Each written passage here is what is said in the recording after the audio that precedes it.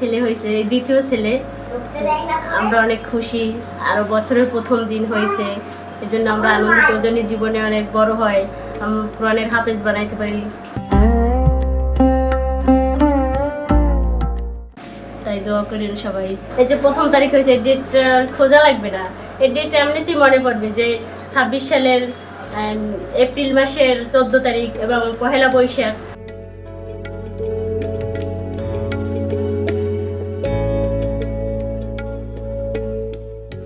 পয়লা বৈশাখ আসলেই মনে পড়বে যে প্রথম দিন, ওই পয়লা বৈশাখ প্রথম দিন জন্ম হয়েছে। সবচেয়ে আপডেটেড ফিচার্স নিয়ে 140টিরও বেশি দেশে কনকাফ্রেজ।